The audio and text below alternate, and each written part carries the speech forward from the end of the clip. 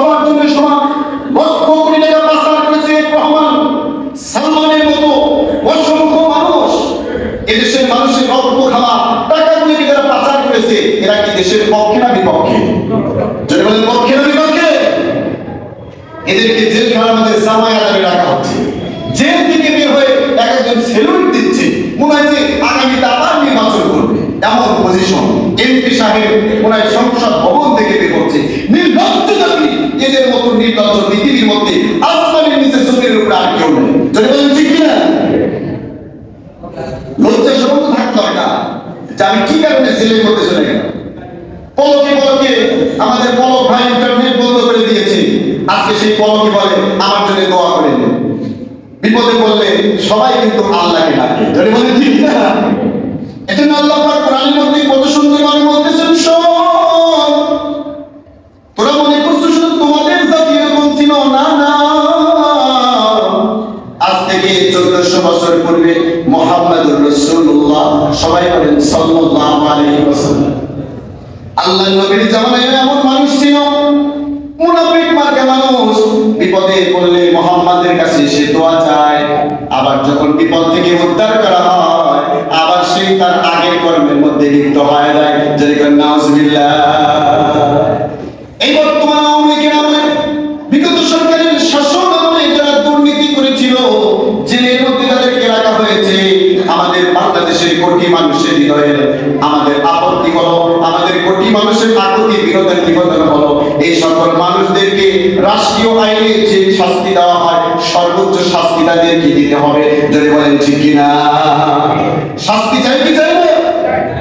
শাস্তি না দিলে তো এই সকল চোর বাটপার সামনে আরো দেশের মধ্যে ঘুরে যাবে। আর শাস্তি যদি ঠিক মতো প্রয়োগ করা হয়, এদেশে দুর্নীতি করতে হলে 50 বার ভাববে না, বাবা এটা করা যাবে না, আগের দিন শেষ। আগের দিন কি শেষ, ওইরকম ভাবে চলবে। বড় দুঃখের সাথে বলতে হয়, এই 92% মুসলমানের দেশে হিন্দুদেরকে কি আমরা কোন মন্দিরে গিয়ে মন্দির ভাঙছি কোনোদিন?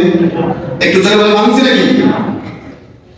হিন্দুদের দুর্গা পূজার সময় আমরা তো দেখেছি মন্দিরে গিয়ে পাহারা দিয়েছে, ইবাদত হিসেবে পাহারা দেয় নাই।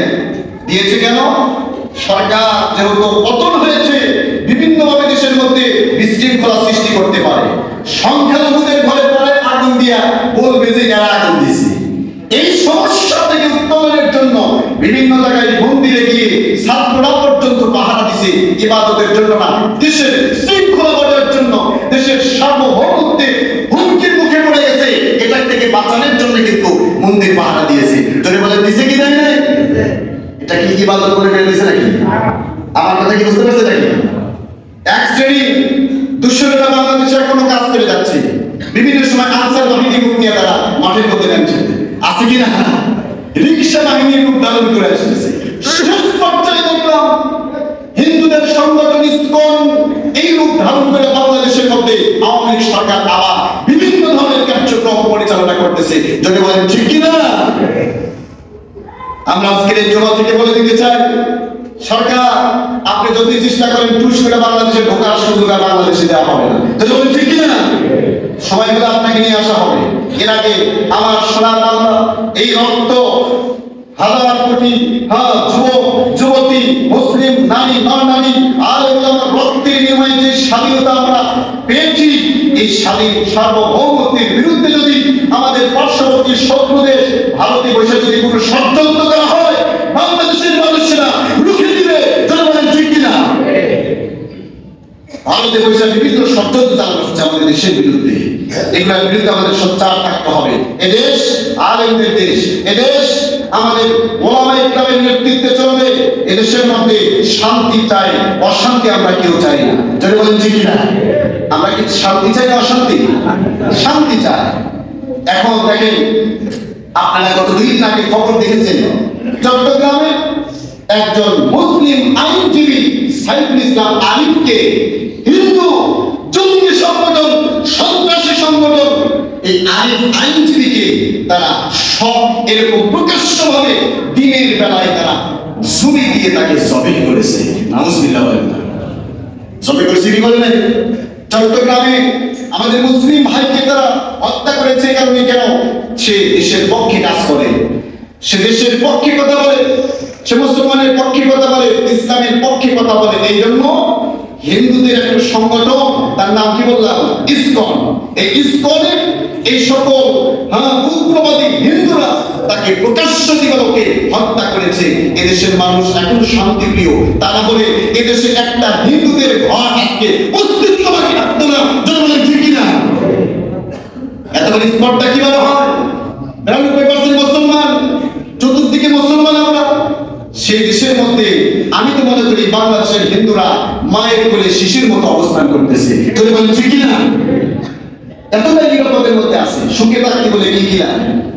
জনগণ সুখে থাকতে কি কিনা? ঘুরতে কি লাগতেছে? এই হিন্দুরা ঘুরতে কি লাগতেছে? এত বড় স্পটটা কিভাবে হলো? মুসলমানদের কাছে হত্যা করে। আজকে এই জুমা থেকে তীব্র নিন্দা জানাচ্ছি আর আগামীর জন্য হুঁশিয়ার করে দিচ্ছি, এগুলো একটা দলের দোষরেরা সুকৌশলে বাংলাদেশের এই শৃঙ্খলাকে নষ্ট করার জন্য তারা ষড়যন্ত্র করতেছে। এই জন্য আমাদের সোচ্চার থাকতে হবে। এই সমস্ত হামলা মামলার ভিতরে আমরা জড়িত হয়ে আইন নিজের হাতে আমরা তুলে নিব, আমরা কেউ তুলে নেব না। তো আমি যে কথা বলতেছিলাম, আমাদের প্রিয় ভাই আলিফকে, সাইফুল ইসলাম আলিফকে হত্যা করেছে তারা। আচ্ছা বলেন, আমি একটা কথা বলছিলাম, আমাদের তো করতেই হবে। ঠিক না? বাংলাদেশের একজন বয়োজ্যেষ্ঠ আলেম বলেছিলেন যে বিড়ালের মতো 500 বছর বেঁচে থাকার কোনো দরকার নাই, আমরা সিংহের মধ্যে 1 ঘন্টা বাঁচতে চাই। আল্লাহর কালিমার জন্য, আল্লাহর দ্বীনের জন্য 1 ঘন্টা বাঁচলে সেটাই লাভ হবে। বলেন ঠিক না? সাইফুল ইসলাম আলী সেটাই বাস্তবায়ন করেছে, ইসলামের জন্য নিজের জীবনকে বিসর্জন দিয়েছে। আর যারা ইসলামের জন্য জীবন দেয় তাদের সম্পর্কে আল্লাহ সূরা বাকারা 154 নম্বর আয়াতের মধ্যে কি বলতেছে দেখেন। আল্লাহ রব্বুল আলামিন বলেন, ওয়ালা তাকুলু লিমান ইয়াকতালু ফি সাবিলিল্লাহি আমওয়াত বাল আহইয়াউ ওয়ালাকিন لا تشعرون